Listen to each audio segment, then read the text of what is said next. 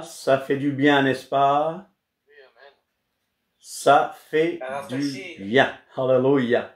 ça rafraîchit l'âme. Amen, amen, amen. Alors, la semaine passée, pendant notre étude sur le Saint-Esprit, l'œuvre, la nature du Saint-Esprit, il y a une question qui a été posée. Hein. C'est quelle partie de nous est en contact avec l'Esprit de Dieu, avec Dieu, et comment être en contact avec l'Esprit de Dieu. Et Bernard, tu m'avais envoyé quelque chose sur la conscience. Tu peux nous en dire un peu plus sur la conscience, n'est-ce pas? Donc, quelle partie de nous est en contact avec l'Esprit de Dieu? Ben, on va répondre pendant cette étude. Et j'intitule sur Facebook « Notre esprit est uni à l'esprit d'Élohim ». Notre esprit est uni à l'esprit de Dieu. Donc rapidement, nous rappeler un peu ce qu'est la conscience. Voilà. Mais la conscience, c'est la particularité de savoir ce qui est bien, ce qui est mal. C'est-à-dire, c'est le fait de savoir si, suivre la Torah, suivre la loi. Hein. Est-ce que c'est bien, est-ce que c'est mal? Et la loi est bonne, évidemment. Oui. C'est ça. La loi est bonne. Oui. La Torah est bonne. La Torah est spirituelle. Oui, c'est ça. C'est-à-dire que, bon, la conscience, c'est justement le fait de distinguer ce qui est bien de ce qui est mal. Absolument. Oui, d'accord. Oui, oui. D'accord. Alors, quelle partie de nous, ben justement, c'est ça. La grande question. La grande question, c'est mon cas personnel. Oui. Généralement, quand je prie, c'est mon âme qui prie. C'est pas mon esprit. Donc, je prie en fonction de mes sentiments, de ce que je ressens. Or, il nous est dit dans la parole qu'il faut croire en esprit, en vérité. Oui, en esprit, en vérité, voilà. Oui. Je ne sais pas trop ce que ça veut dire prier quand... Adorer Dieu en esprit et en vérité, oui. C'est ça. Généralement, quand les pentecôtistes me disent, écoute, il faut que ton esprit puisse prier avec l'esprit de Dieu. Bon, dans ce contexte, c'est pas ce que ça veut dire. Ah, c'est bien que je suis un peu perdu avec ça parce que. D'accord, ok. Généralement, ce que je dis. Ça compte, hein, ça compte, hein. Ça compte. Prier par l'esprit de Dieu. Mais dans ce contexte, c'est vraiment que Dieu est esprit et que ce n'est pas au Mont Garizim ou à Jérusalem. L'heure vient, n'est-ce pas? Donc, le prier aussi, prier Dieu sans statut, sans bougie, en esprit et en vérité, selon ce que Dieu a décidé, d'accord? Ok? Parce que généralement, moi je comprenais prier, enfin adorer en esprit, en vérité. Oui. Nous sommes impactés par tout un tas d'émotions, ce que Paul nous parle de la chair. Oui. Et, bon, et je me disais que, tiens, en esprit, en vérité, ça veut dire de ne pas être influé par nos sentiments. Pas vraiment. Ah, mais tu vois, mais c'est ça que. Ouais. Pas vraiment, hein, c'est. Oui, oui. Pas vraiment. Alors, t'as autre chose à dire ou on peut déjà. Oui, tu peux déjà. Je recherche les passages. Oui, on va trouver les passages. Ah, okay. Alors, mais j'aimerais vous rappeler que la dernière fois, nous avons parlé de la lettre hébraïque He, n'est-ce pas? Vous vous souvenez? Oui. Et on a dit qu'il y a une double spiration. Ça veut dire, ça nous parle de l'esprit du Père et de l'esprit du Fils.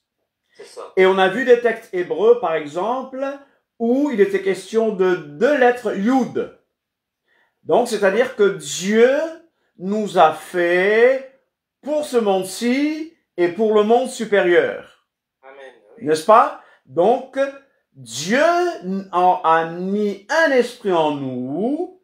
Cet esprit donne la vie au corps pour ce monde-ci, mais aussi, au début, cet esprit nous donnait le contact avec le monde céleste, n'est-ce pas? Vous voyez un peu de quoi je parle? Oui. Vous voyez, donc, bon, on va continuer alors. Bon, diaporama à partir de là. Voilà. Allez. Allez, donc, on va poser une question. On a posé une question. Quelle partie de nous est en contact avec Dieu? Et comment ce contact se passe? Comment le contact avec l'Esprit Saint se passe? Alors, nous avons dû parler de l'âme et de l'esprit. Et Bernard, dans ton approche, tu as posé de très belles questions qui nous font réfléchir. Alors, pour répondre vraiment à la question, nous parlons de l'Esprit de Dieu. Mais quelle partie de nous est en contact avec l'Esprit de Dieu? Alors, j'aimerais rappeler qu'est-ce que l'âme? Qu'est-ce que l'âme? C'est quoi l'âme selon la Bible? C'est quoi l'âme selon la Bible? Je dis bien qu'au départ, la Bible ne dit pas qu'Adam a reçu une âme, mais au départ, dans la Genèse, la Bible nous dit clairement que l'homme est devenu une âme vivante. D'accord? Une âme vivante. Nefesh chaya. Ok? Nefesh chaya. Au départ, l'homme est donc une âme. Moi, mon être, moi, âme vivante, je suis une âme.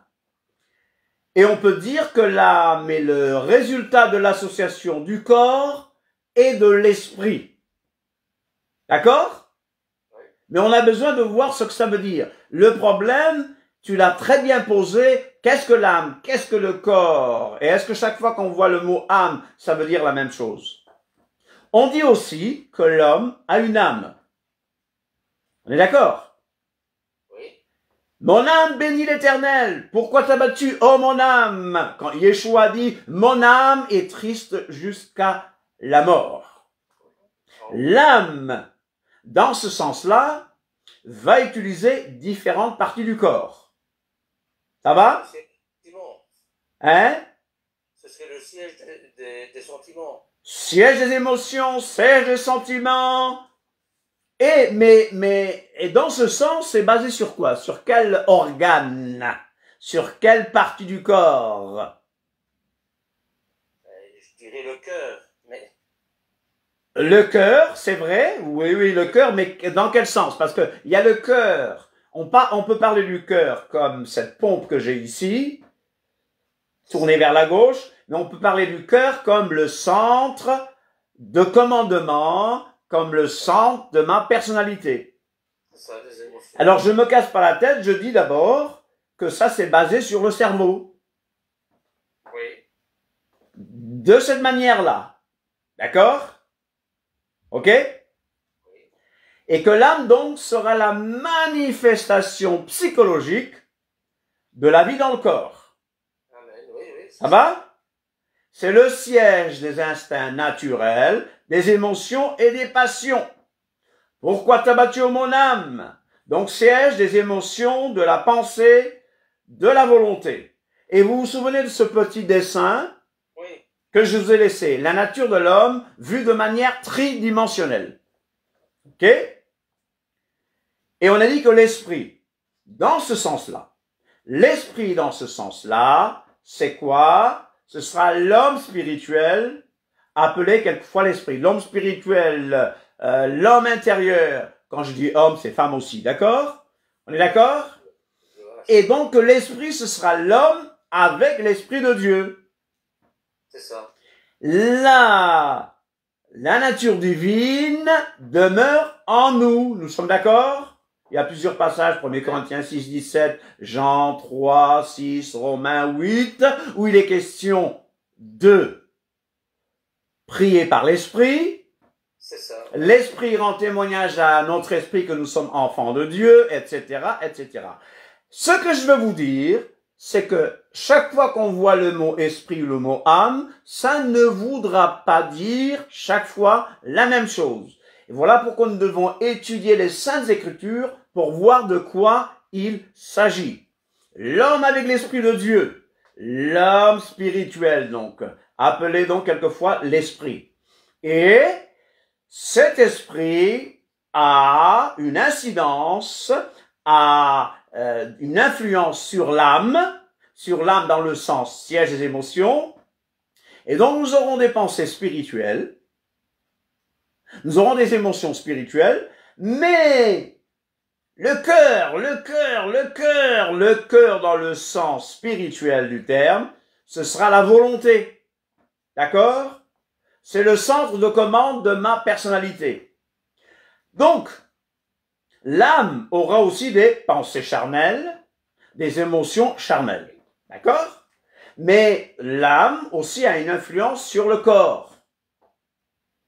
Le corps avec les 5 sens. Quels sont les 5 sens? La vue, l'odorat, l'ouïe, le toucher. Exactement. Et ça nous met en contact avec le monde physique extérieur. Alors que l'esprit nous met en contact avec le monde céleste, le monde de Dieu. D'accord? Et celui qui n'agit pas selon l'esprit, on va l'appeler par exemple l'homme charnel. Appelé quelquefois la chair. Ça va? Tout le monde suit jusqu'à présent? Ne me dites pas oui par politesse, mais parce qu'on veut comprendre. Je peux poser une petite question? Oui, vas-y, pose là. Et je répète pour que ça soit bien entendu sur Facebook. Oui. Quelle est la différence entre l'animal et l'homme? Quelle est la différence entre l'animal et l'homme? Animal. Le mot animal vient du mot anima, qui signifie âme, en latin. D'accord? Alors, nous sommes constitués de la même manière, des mêmes éléments chimiques, etc., etc. Et les animaux sont des âmes et les animaux ont des âmes aussi. Les animaux ont des émotions. Maintenant, la dernière fois, tu nous as rappelé que l'homme, quand même, avec a cette conscience de l'absolu. Dieu a mis dans le cœur de l'homme la pensée de l'éternité. Alors, est-ce qu'on peut dire un chien méchant? Non. On peut pas dire un chien méchant parce que quand on dit un chien méchant, il y a la morale. Un chien peut-il être méchant? Non. Il peut être dangereux.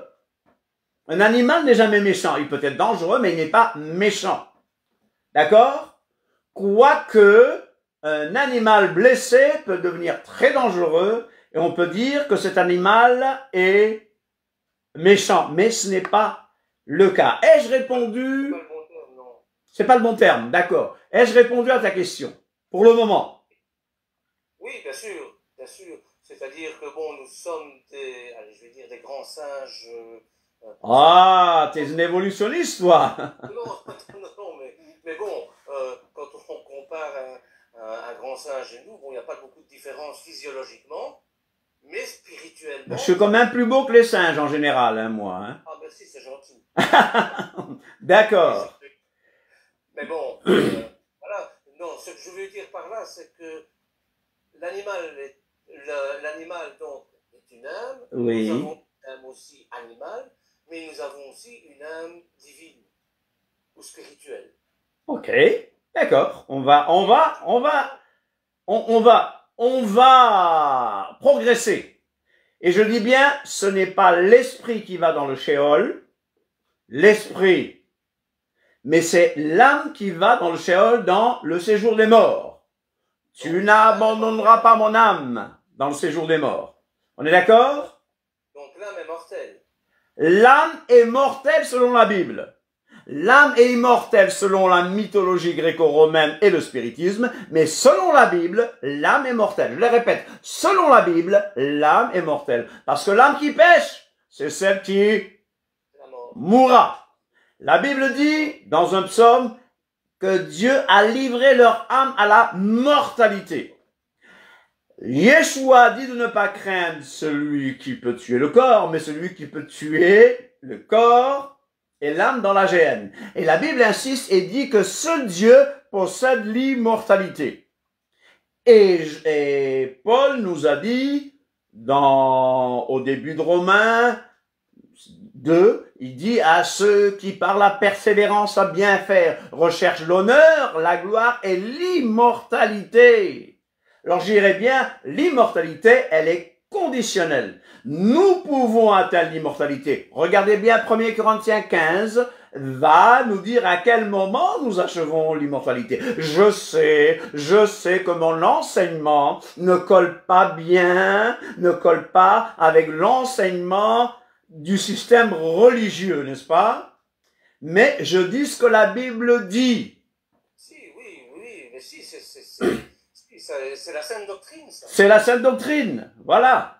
Dans Genèse 7, 22, tout ce qui avait respiration, souffle de vie, Nishmatraim, Amen. dans ses narines et qui était sur la terre sèche, mourut. Alors, Voilà. notre esprit est immortel, alors. Je ne dirais pas ça. Non plus. Seul Dieu possède l'immortalité. L'esprit vient de Dieu, c'est ce qui nous diffère. On peut avoir l'immortalité Ah. par l'obéissance. Si nous tenons jusqu'à la fin, nous serons ressuscités et nous vivrons éternellement avec Dieu. Mais nulle part, la Bible ne dit que l'homme, que l'âme ou l'esprit est immortel. Nulle part. Là, je lance le défi. Je lance le défi à quiconque pourra me montrer un passage. C'est le contraire qu'on trouve. Voilà. L'homme a un esprit, mais l'homme est une âme. Selon Genèse 2:7. L'homme n'est pas un esprit. Je vous ai dit que les prédicateurs de la foi, les prédicateurs qui vous disent que Dieu vous veut riche, etc., ils vous disent que vous êtes un esprit qui habite dans un corps. Non. Maintenant, l'esprit, en tant que principe de vie, est ce que nos premiers parents ont reçu. D'accord? Énergie vitale, principe vital qui vient de Dieu et qui retourne à Dieu. C'est ça. Ça retourne à Dieu. L'individualité réside dans l'âme. Nefesh, d'accord? L'individualité réside dans l'âme. C'est pas trop technique, ça? Non. Et tout à l'heure, je vais parler de vitalisme. Le vitalisme, c'est croire qu'il y a quelque chose qui anime le corps. Amen.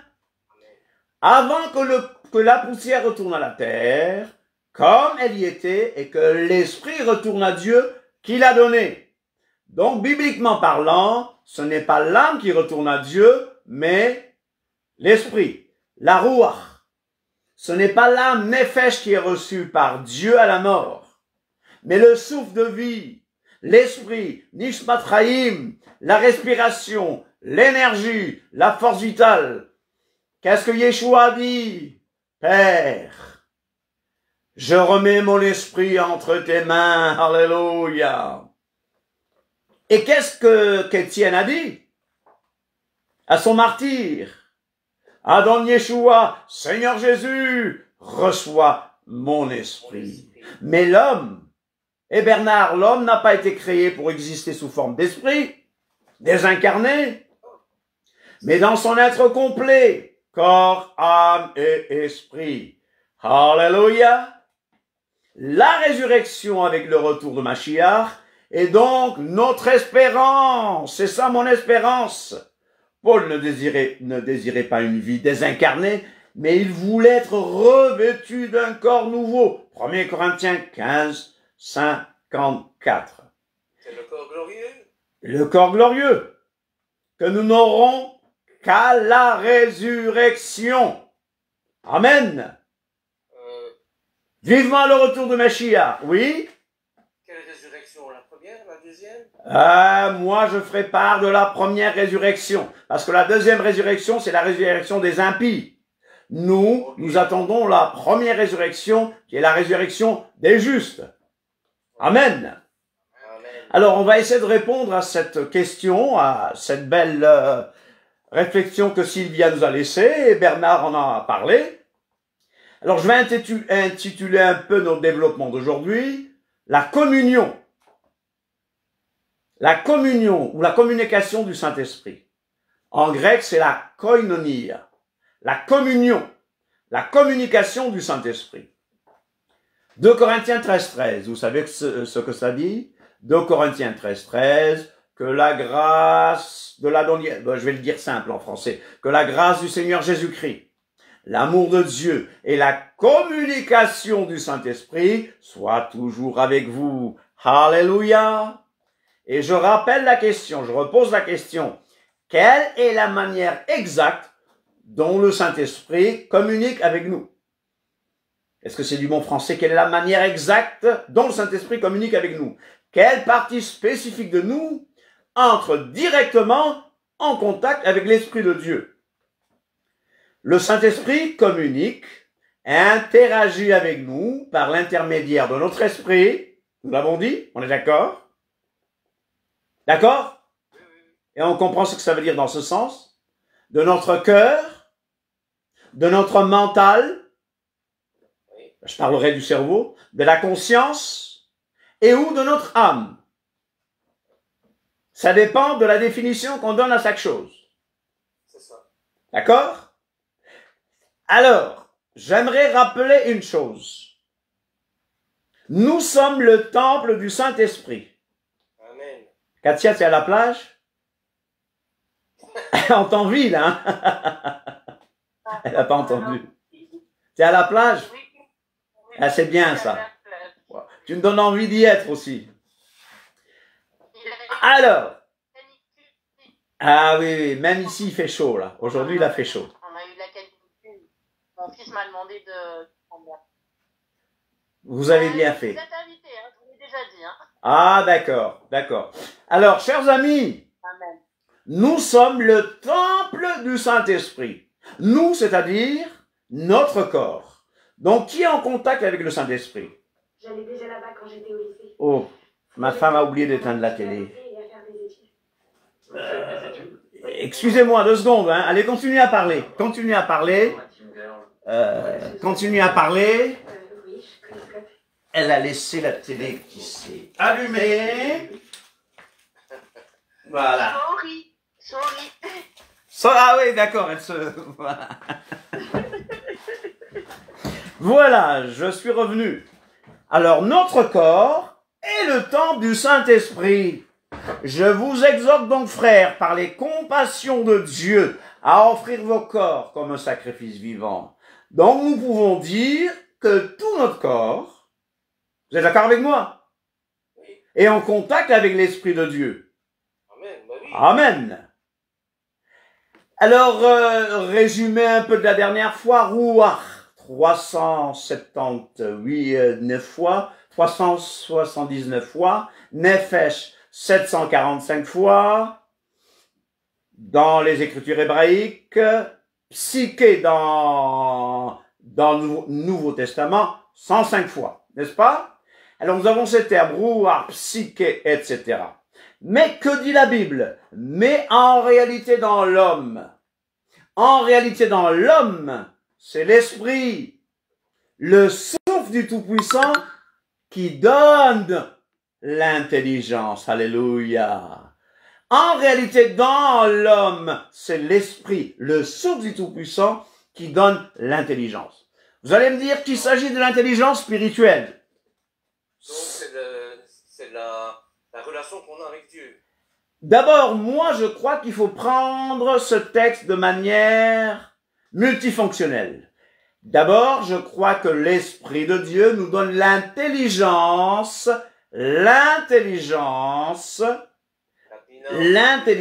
Bina, l'intelligence intellectuelle, mais qui nous donne aussi l'intelligence spirituelle. Okay. Je crois qu'il faut toujours voir les deux. Parce qu'il y a 3 termes, en hébreu, il y a la bina, l'orma qui est la Chorma qui est la sagesse, bina donc, oui. La da'at qui est la relation. Da'at, c'est la connaissance, c'est ça? Da'at. Ah, c'est ça, hein, David. Oui. Da'at, c'est la connaissance, c'est ça? Moi, je dirais juste une chose, si je peux intervenir. Oui, bien sûr. Moi, étant donné que l'Éternel est esprit, Oui. il faut que ça soit l'esprit qui soit en contact avec lui et pas la chair, puisque la chair est périssable. Donc seul l'esprit peut être en contact avec Dieu. Mais ce que je dis, l'Esprit rend, le Saint-Esprit rend par l'Esprit. Oui, voilà. Mais en même temps, mon corps entier, cerveau, poumon, tout, est le temple du Saint-Esprit. Et alors, c'est un temple. Et qu'est-ce qu'on fait avec le temple? Malheureusement, ce temple, nous le polluons souvent avec la cigarette. Mais je ne critique pas ce qui fume. Moi, quelquefois, je mange beaucoup. Et le sucre est la plus grande drogue. Et la drogue qui tue le plus, je ne vous incite pas à aller fumer du yamba ou quelque chose comme ça, ou de la marijuana. Mais je vous dis, la drogue qui tue le plus, c'est le sucre. Alors, ce temple, malheureusement, nous le maltraitons parce que notre cerveau a des centres de plaisir. Et quand on est frustré, qu'est-ce qu'on va faire? On va aller sur notre cerveau pour donner du boost, pour booster les centres du plaisir, n'est-ce pas? Mais, j'aimerais insister que tout notre corps appartient à Dieu. Tout notre corps appartient à Dieu. On est d'accord? Qui ne reconnaît chez eux, les êtres vivants et la nature, qui ne reconnaît chez eux la preuve que la main de l'Éternel a fait toutes choses? Il tient dans sa main l'âme de tout ce qui vit, le souffle de toute chair d'homme. Dieu donne et Dieu reprend. Dieu donne et Dieu reprend. Adonai Nathan, Adonai Lach. Ok, d'accord.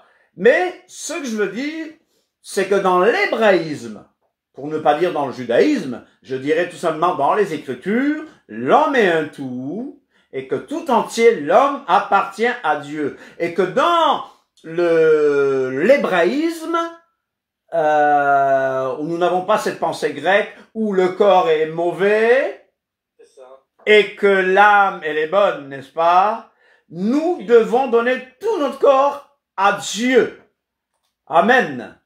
Ça, c'est le manichéisme. Le manichéisme, etc., etc. L'Éternel, il tient dans sa main l'âme de tout ce qui vit, le souffle de toute chair d'homme. C'est lui qui tient en son pouvoir la vie de tous les êtres vivants, le souffle de tous les êtres vivants.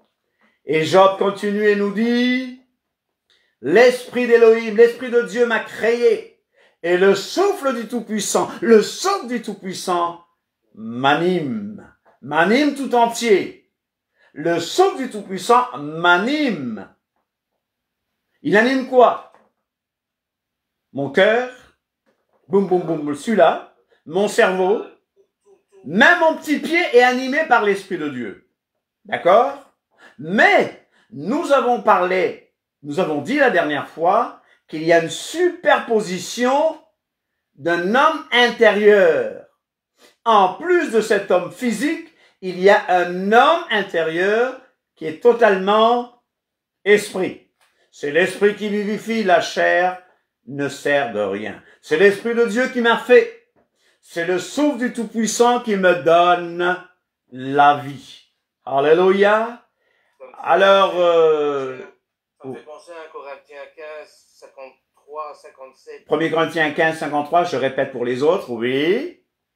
Car il faut que ce corruptible revête l'incorruptibilité. Il faut que ce corps corruptible revête l'incorruptibilité. Alléluia. Waouh. Waouh. Que ce mortel revête l'immortalité. Ah ben voilà. Ça corrobore ce que je disais tout à l'heure. Or, quand ce corruptible aura revêtu l'immortalité, oui. L'incorruptibilité. Ce mortel aura revêtu l'immortalité. L'immortalité. S'accomplira la parole qui est écrite. Aux morts. Et englouti en victoire. Alléluia. Où est ta mort, ton aiguillon? Où est, ô mort, ta victoire? Alléluia. Donc, cet esprit rendra ma vie à mon corps mortel. Alléluia. Je peux vivre sans petit doigt. Vous savez? On peut vivre sans un rein. mais on ne peut pas vivre sans cerveau. On ne peut pas vivre sans cœur. On peut vivre sans une rate, c'est bien ça? Oui. Il y a des gens qui ont la rate éclatée, n'est-ce pas, par un coup de sabot de chevaux, etc., etc. Mais il y a des organes vitaux où le Nishmat Chaim doit continuer à agir pour que la personne vive.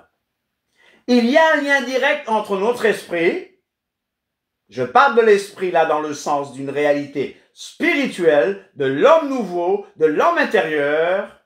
Il y a un lien direct entre mon esprit et l'esprit de Dieu. Amen. Amen. De quoi s'agit-il? C'est un domaine de conscience où nous pouvons faire l'expérience de la présence de Dieu.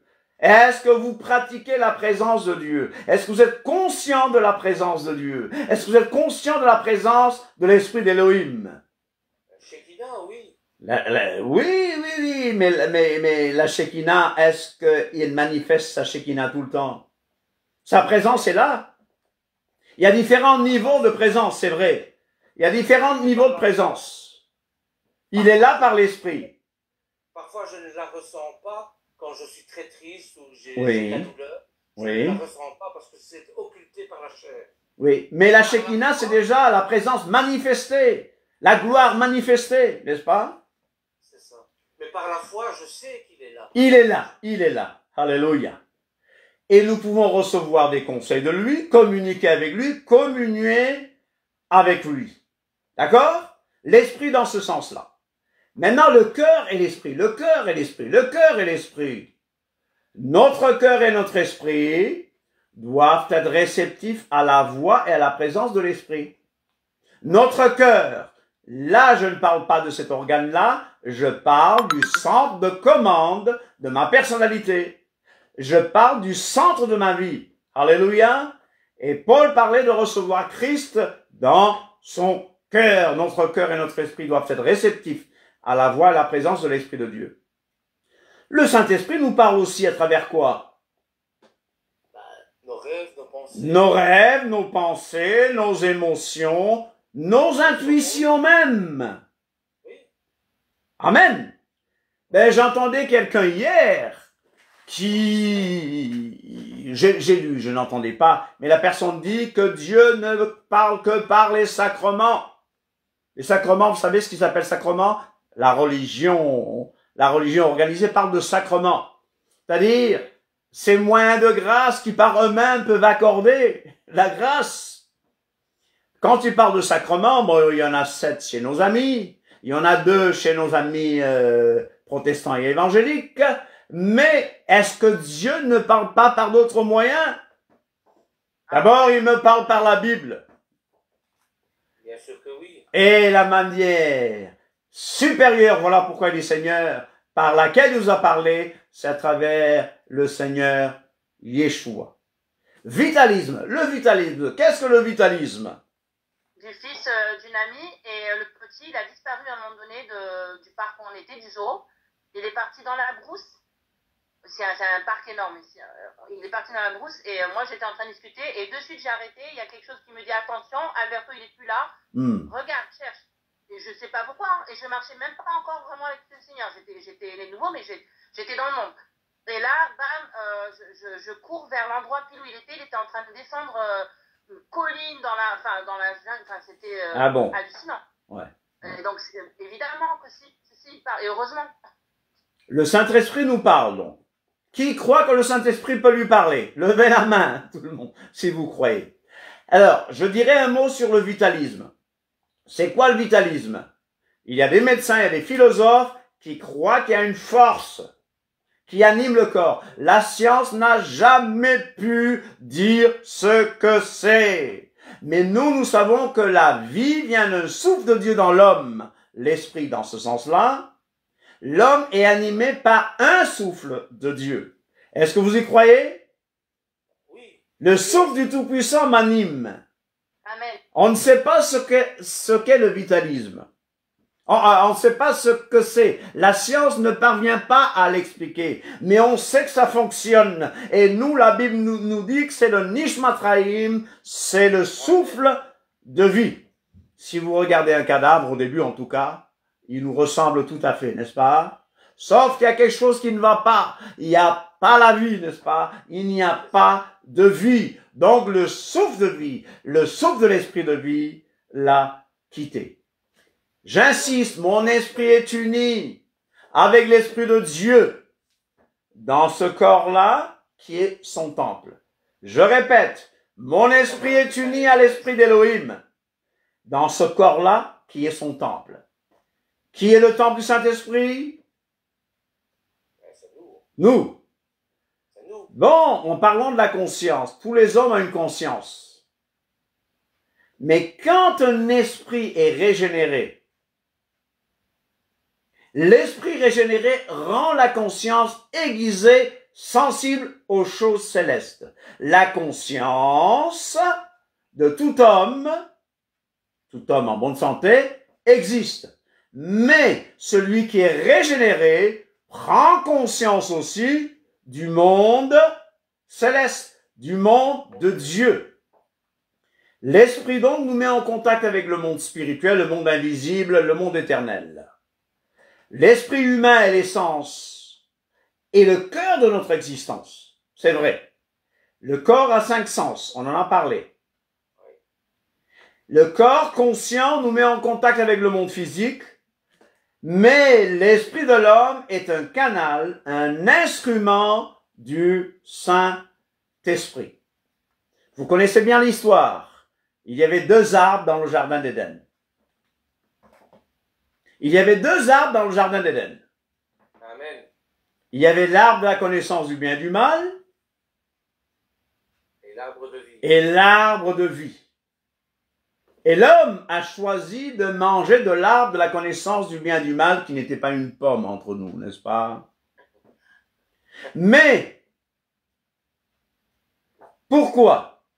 Au début, l'homme et la femme étaient nus et ils n'avaient point honte. On croit qu'ils étaient revêtus d'une certaine gloire.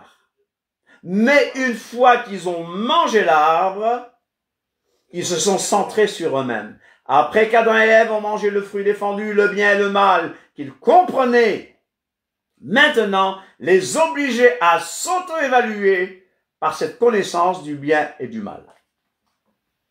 C'était le fait de se centrer sur soi. Et le fait de se centrer sur soi nous empêche d'avoir accès à l'arbre de vie. Vous savez pourquoi on souffre? Parce que souvent nous sommes centrés sur nous-mêmes. Souvent, quand nous nous ouvrons vers le problème des autres, c'est comme si nous souffrons moins.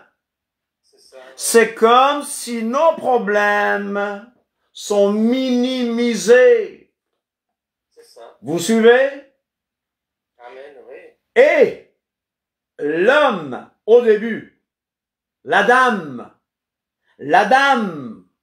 et Hava, au début, étaient centrés sur Elohim. Alléluia. Ils ont mangé cet arbre, qui est un poison. Mais il y a le bien, mais il y a aussi le mal, n'est-ce pas? Chercher le salut par les œuvres de la Torah, c'est comme ça. C'est la même chose. Vous me suivez? N'oubliez pas que la Torah a cet aspect ministère de mort dans la première alliance, ministère de la condamnation, mais la Torah va nous aider à nous centrer sur le Mashiach.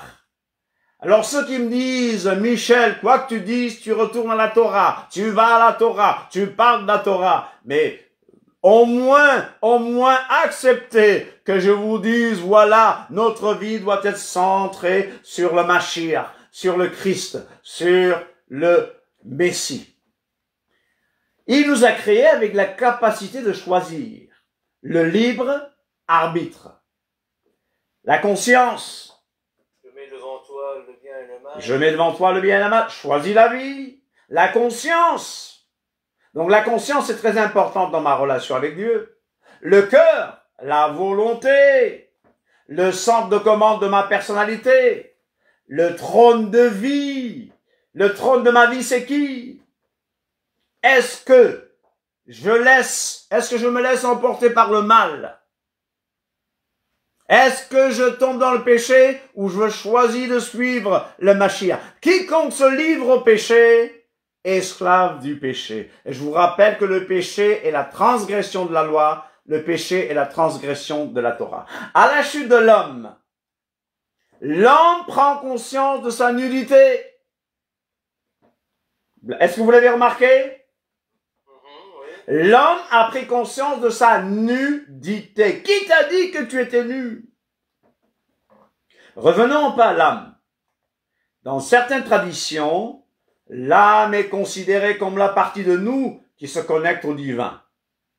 Elle est souvent considérée comme notre moi intérieur, la partie qui transcende le corps physique et se connecte au royaume éternel. C'est cette partie-là que, dans certaines croyances, disent cette partie de l'âme va rester pendant 40 jours à flotter autour de la maison du mort, etc. Mais la Bible ne présente jamais l'âme dans ce sens.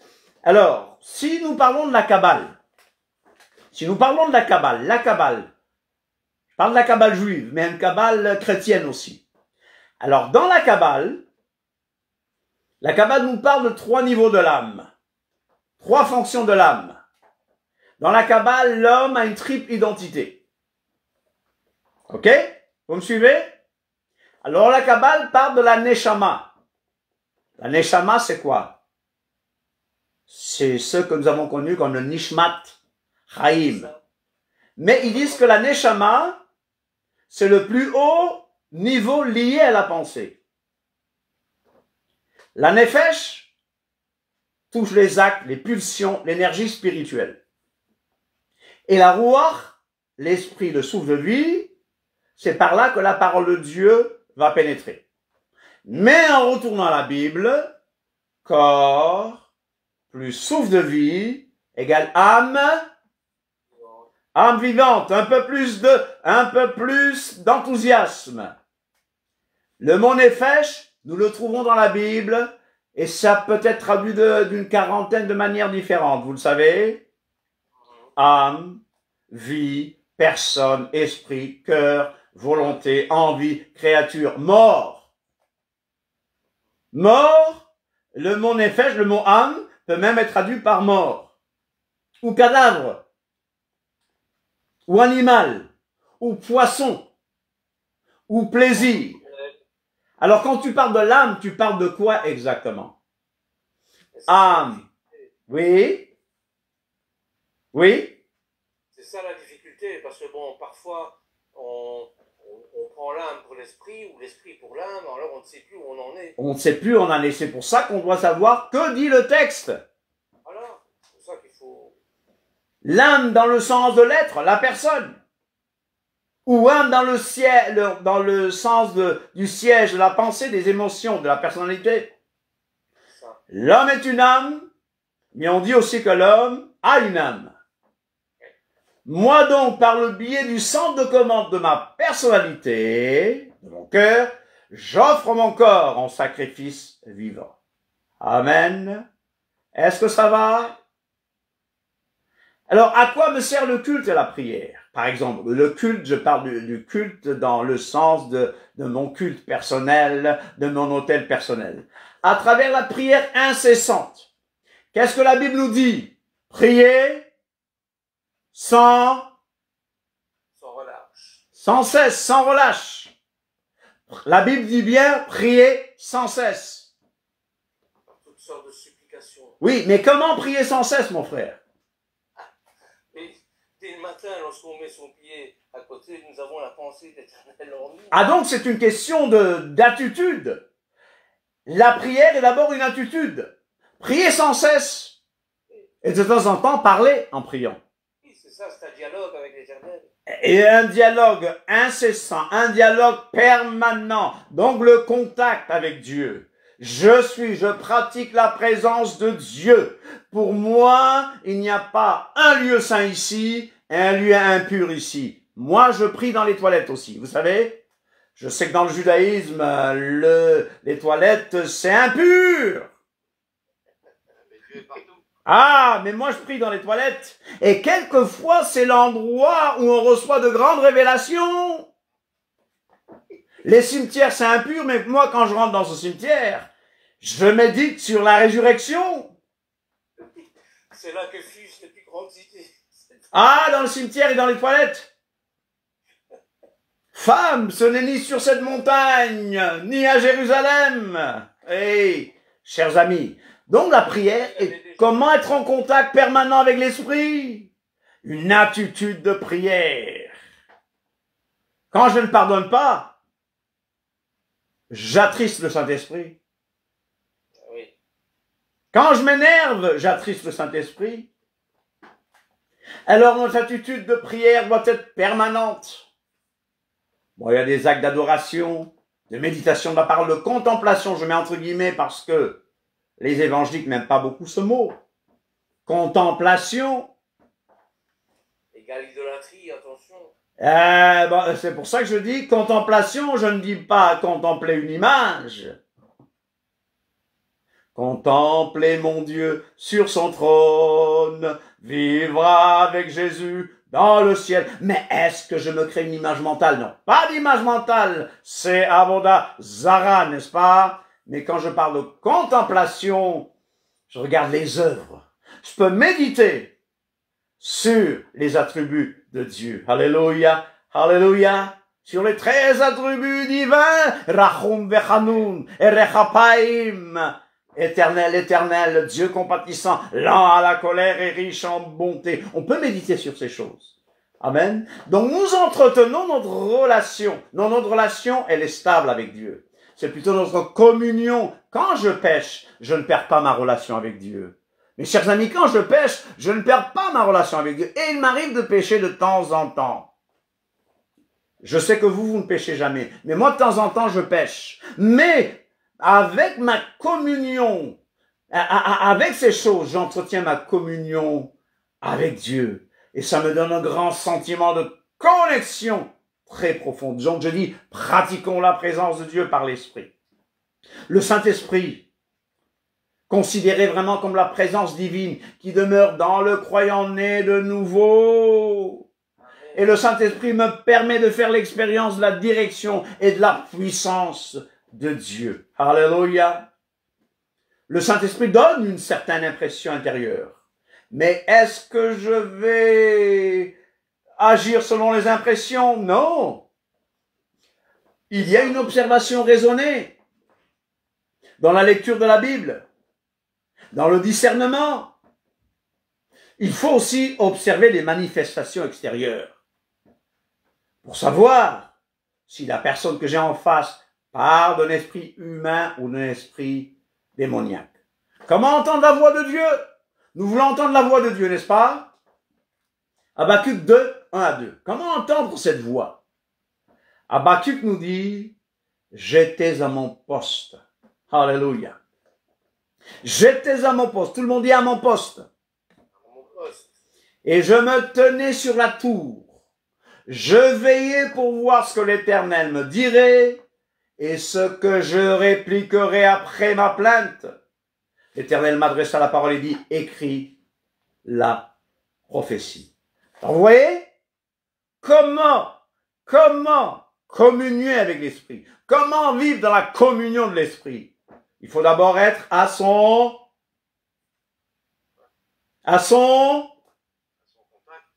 poste. À son poste, d'après le texte. Il y a la tour. La tour me permet de quoi? Shomer Israël.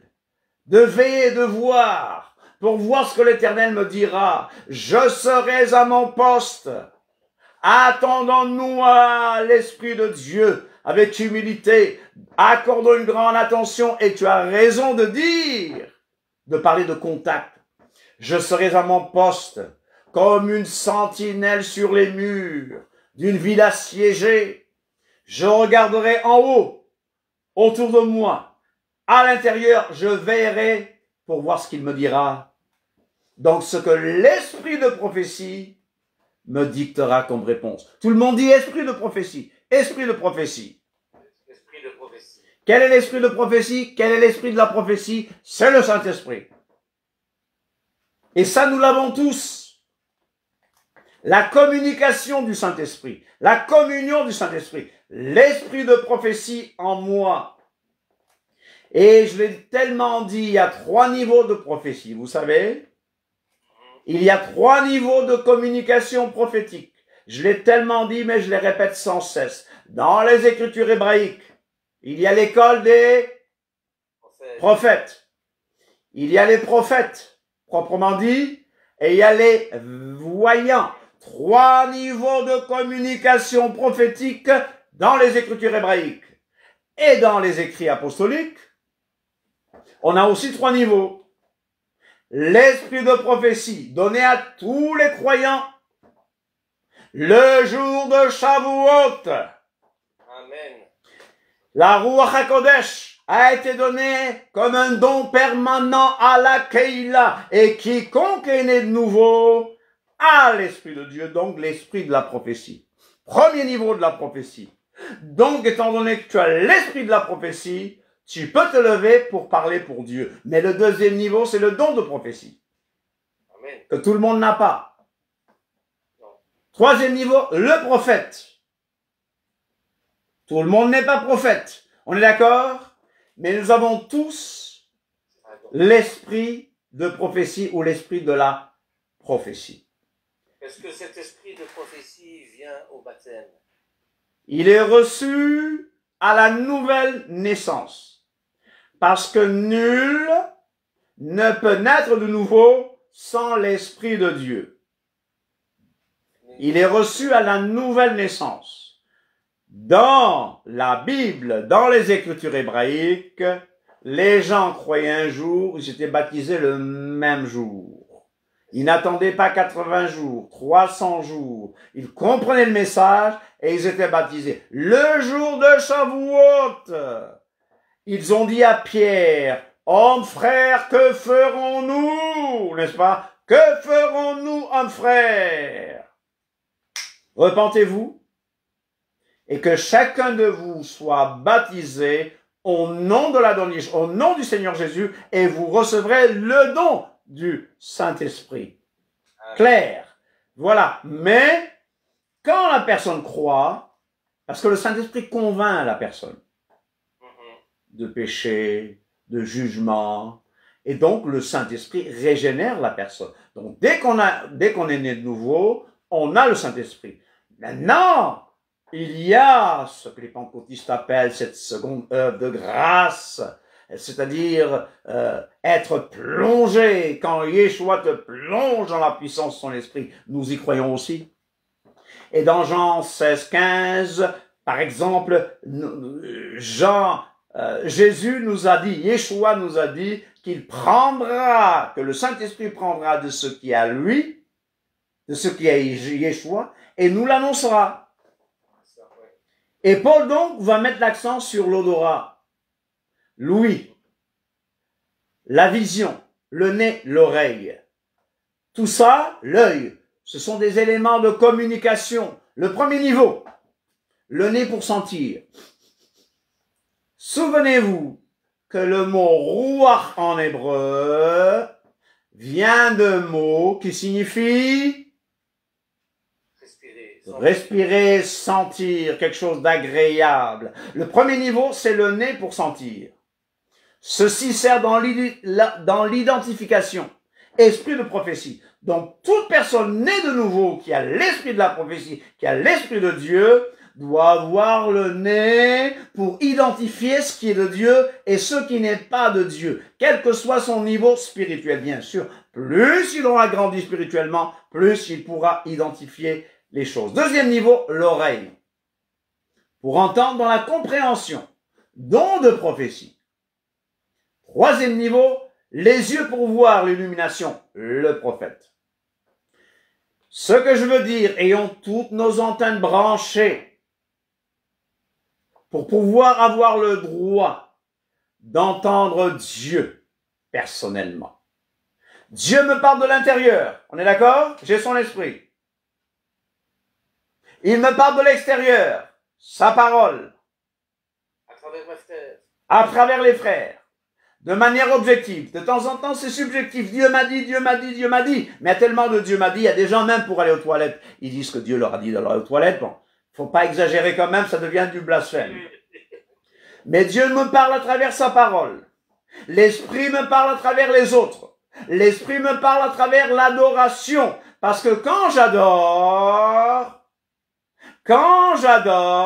je suis centré sur Elohim. Voilà pourquoi on conseille aux conducteurs de louanges de ne pas attirer l'attention sur eux, mais d'aider les gens à se concentrer, à avoir les yeux fixés sur Akadosh Baruch. Nous pouvons l'entendre à travers des rêves. Qui croit que Dieu parle à travers des rêves? Des songes. Par le biais de son calendrier divin. Shabbat, les Moadim, les autres fêtes. Qui croit que Dieu parle à travers le Shabbat? Michel, tu recommences. Décidément, Michel, tu ne peux pas rester sans parler de la loi, sans parler des fêtes et sans parler du Shabbat. D'accord, mais je vous emmène toujours à Yeshua, n'est-ce pas? Mais l'Éternel nous parle par ses Moadim, parce que Moadim signifie quoi? Rendez-vous. Rendez-vous divin! S'il me donne des rendez-vous, souvent c'est pour me parler, hein? Il me parle à travers la prière, à travers la contemplation tranquille. Oh, faisons attention à ça. À travers la nature, Oui. à travers une bonne louange, à travers nos enfants, Oui. à travers les réunions de l'Assemblée et des personnes que nous rencontrons au quotidien. En fait, l'Éternel nous parle constamment. Mais écoutons-nous. Il nous suffit d'apprendre à entendre sa voix. Et je rappelle aux gens, ceux qui disent qu'ils veulent que Dieu leur parle, ouvrez vos Bibles. Alléluia. Alléluia. D'ailleurs, il y a quand même quelque chose d'étrange, c'est que la parole se dit davar en hébreu. Oui. Et où on la trouve, cette parole, c'est dans Bamidbar, dans le désert. Dans le désert. Dans le désert. Bamidbar, dans le désert. D'abord, la parole, Bamidbar, dans le désert. Alléluia. Loin des bruits de la ville, vous souvenez de ces chansons? Ton nom, loin des bruits de la... etc., etc. Après avoir autrefois parlé à nos pères, après avoir autrefois à plusieurs reprises et de plusieurs manières parlé à nos pères par les prophètes, Dieu dans ces derniers temps nous a parlé par le Fils, qu'il a établi héritier, exactement. Donc, Dieu nous parle par son Fils. Est-ce que nous passons du temps avec son Fils? Nul ne vient au Père que par moi. Si quelqu'un croit qu'il peut aller au Père sans passer par le Fils, eh ben, il se trompe. Je dis souvent, si on n'a rien compris, sachons une chose, que Dieu a fait de moi son temple. Amen. Et que tout mon corps, toute mon âme et mon esprit doivent le glorifier. Donc, Dieu habite dans toute ma personne à travers l'esprit et que mes membres, je dois faire de mes membres des instruments de Dieu. Ma main doit être des instruments de Dieu, de bénédiction, pas pour taper. Ma bouche doit être un instrument de Dieu, pas pour maudire. Hein? Pas pour le lachon hara, mauvaise langue, n'est-ce pas? Quiconque se livre au péché est esclave du péché. Je vous exhorte donc, frères, par les compassions de Dieu, à offrir vos corps comme un sacrifice vivant, saint et agréable à Dieu. Vous vous souvenez de l'histoire de Nicky Cruz, qui s'était, je crois, dans son processus de conversion, quelqu'un est passé par un panier, mais il a compris, avec un panier d'offrande, il a compris que le Seigneur lui disait, c'est toi-même qui dois être mis dans ce panier d'offrande. C'est tout mon corps. Voilà pourquoi l'apôtre Paul a dit, je traite durement mon corps et je le tiens assujetti, de peur d'être rejeté après avoir prêché aux autres. Amen. Donc, Nous sommes créés à l'image de Dieu. nous sommes créés à l'image de Dieu. Donc, qu'est-ce qui est en contact avec le Saint-Esprit? Mon esprit permet au Saint-Esprit d'être en contact avec tout mon corps, avec mon cerveau. D'accord? Oh, eh ben, ils vont dire non, ce ne sont pas des choses que l'aurait entendu. Mais oui, d'accord. Ce qui compte, c'est l'intelligence spirituelle. Mais l'intelligence spirituelle va dire à mon cerveau ce qui est vrai. Amen. Il existe en moi un homme nouveau. C'est une réalité spirituelle. La Bible dit, je le sais. Mais l'homme nouveau, il est dans tout mon corps. Pas seulement dans mon cerveau, pas seulement dans mon ventre. À l'école biblique, quelqu'un avait dit, je sais où est le cerveau, je sais où est l'esprit, parce que l'esprit est ici dans le ventre, parce que on sent des choses dans le ventre. Chers amis, chers amis, j'appartiens entièrement à Dieu. Alléluia. Et Dieu ne veut pas que j'ai des moments profanes et des moments saints. Il veut que tous mes moments soient saints. Je regarde la télévision de temps en temps. Hein. Oui. Ce n'est pas un moment impur. N'est-ce pas? Quoi que vous fassiez, faites-le pour la gloire de Dieu. Amen. Mon esprit est uni avec l'esprit de Dieu. Alléluia. Mon corps est le temple du Saint-Esprit. Amen. Jeudi prochain, nous continuerons avec le Saint-Esprit. Ça vaut la peine, hein? C'est toujours la période de Shavuot. Y a-t-il des questions? Il y a parfois des confusions entre l'âme et l'esprit. Et bon, prier avec l'âme, prier avec l'esprit, comment on fait bon, Oui. Une question m'avait été posée chez les pentecôtistes au Québec, c'était est-ce qu'il faut être loin? Est-ce que le don de l'esprit, on doit l'exercer quand on est loin, Mais n'étant pas trop Bernard, qui est loin? Bernard, qui est loin? Yeshua. Oui, d'accord. Lui, c'est le Mashiach. Lui, c'est loin des loin. Mais qui est loin? Qui est loin, Qui est loin, loin. Jacques nous dit, Jean nous dit, vous avez reçu l'onction. Oui. Nous sommes tous loin. Voilà, mais c'est ce que je leur ai dit. Dès que vous sentez ce don en vous, c'est que vous avez l'onction. Mais dès que nous sommes nés de nouveau, nous sommes loin. Voilà. On n'a pas besoin de l'huile sur la tête pour ça. Non, dès que nous sommes nés de nouveau, nous sommes loin. La Bible dit, nous sommes loin. Maintenant, nous sommes tous des prêtres. Un sacerdoce royal. Nous sommes tous dans le ministère. Il n'y a pas de ministère exclusif. Moi, quand on me dit homme de Dieu, ceci, je dis tout le monde est homme de Dieu ici. Servant du Seigneur. Écoutez, nous sommes tous dans le ministère. Je vous dis une chose. Yeshua, selon les rabbins, n'avait pas étudié. Hello? Oui? Lui qui n'a pas étudié. Et pourtant, on l'appelle rabbin. C'est le rabbin des rabbins. Il y a plein de gens qui n'ont pas fait d'études bibliques, mais qui sont loin et qui fonctionnent dans l'onction du Saint-Esprit. L'onction, c'est pour tout le monde. Vous avez reçu le chrisma, Machar, vous avez reçu l'onction, c'est pour tout le monde. C'est pour ça que beaucoup de gens ne m'aiment pas, parce que je vais à l'encontre de leur modèle économique. Si je dis que tout le monde est loin, ils vont se dire, mais la dîme alors n'est plus seulement pour nous. Oui, c'est ça. Oh, une dame disait, non, la dîme, c'est pas pour l'orphelin, la dîme, c'est pour le pasteur. C'est écrit où, ça? Ah, il dit, la dîme, c'est pour Dieu. Est-ce que Dieu mange la dîme? Allons aider la veuve et l'orphelin. Et quand on aime Dieu, on investit dans son œuvre. Mais nous sommes tous des ministres de la Bessora Tova. Alléluia. Tous des ministres de l'évangile. Avec un cœur de Dieu, en Malef, lorsqu'il a demandé les dîmes pour, enfin les dîmes pour la construction du. Oui.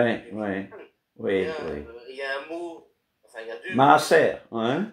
Malef, c'est-à-dire la sagesse du cœur, avec le cœur de Dieu. C'est ça. Voilà. Mais c'est pas dire de ne pas donner, c'est pas ce que j'enseigne. J'enseigne que nous sommes tous dans le ministère. Quand je faisais des bêtises, bon, ma sœur est encore là, mon père me disait, qui t'a autorisé? Eh bien, dans le ministère, vous allez voir des gens qui vont vous dire, qui t'a autorisé? Et les gens te diront, mais où est ton quartier général? Je dis, mon quartier général, c'est dans le ciel. C'est l'Éternel qui m'a autorisé. Écoutez, j'ai subi tout le processus d'ordination et tout, mais aux yeux de Dieu, ce n'est rien du tout. Je vais terminer par une histoire que vous avez entendue 1000 fois. Vous savez, il y a un jeune homme qui avait fait l'école d'agriculture, il devait inspecter des bêtes, n'est-ce pas? Il devait inspecter les taureaux. Il est arrivé chez un fermier, il a dit au fermier, monsieur le fermier, le gouvernement, regardez ma carte, le gouvernement m'a donné l'autorisation. Le gouvernement m'a donné l'autorisation. L'autorisation, n'est-ce pas? Le gouvernement m'a donné l'autorisation d'inspecter les choses. Bon, je ne veux pas, bon, je change quand même, pour qu'on ne dise pas que j'expose les choses. J'ai pris la première carte bon, je veux pas dire que je veux provoquer personne, là, n'est-ce pas? Bon, allez, cache le billet de 100 euros, là. Mais malheureusement, il n'y en a pas, là, n'est-ce pas? Alors, il arrive chez le fermier, il dit, regardez, le gouvernement m'a autorisé à inspecter tes bêtes. Le fermier a dit, ah ouais, regarde bien, j'ai l'autorité. Ah ouais, il allait inspecter les taureaux, et un des taureaux l'a chargé, et il a dit au fermier, arrête la bête, arrête la bête. Il dit, non, montre-lui ta carte, n'est-ce pas? Montre-lui ta carte, n'est-ce pas? C'est quoi ça? Si le diable vient vers toi, tu vas lui montrer quoi? Un diplôme d'école biblique? Tu vas lui montrer ton certificat d'ordination? Non. Ce que le diable veut, c'est la protection. C'est celui qui vit l'onction et la vie de l'Esprit Saint. Alléluia, alléluia, alléluia. Donc mon message n'est pas contre les gens. Mon message, c'est pour ce que la Bible dit. Alléluia, alléluia. Et ça me coûte cher. Oui, parce que j'ai eu une expérience blanche. Oui. On m'a dit, Bernard, on ne va plus te laisser prendre la parole parce que tu ne sors pas de l'école biblique. Ah bon, d'accord. Dis-lui que Jésus n'a pas fait, Yeshua n'a pas fait l'école biblique. Je lui ai dit, c'est tant pis pour vous. Amen, amen. Alors, chers amis, ce que nous voulons, c'est l'onction du Saint-Esprit. Je veux que mon esprit soit uni à l'Esprit de Dieu. Et il l'est, alléluia. Et c'est ce qui compte. C'est la seule carte que je peux montrer au diable. Les arts de l'esprit, les prémices de l'esprit. Alléluia. Amen. C'est ce qui marche avec le diable. Amen. On va pas terminer par le diable. On va dire louange au Seigneur, louange à Adonai, louange à son Fils, louange à son Esprit. Alléluia. Alléluia. J'espère que vous avez été bénis. Et on se dit à jeudi. Il y a des choses mardi aussi. À jeudi prochain. Amen, amen, amen. Je dis au revoir à... Recording stop. Je dis au revoir à ceux qui sont sur Facebook. Amen.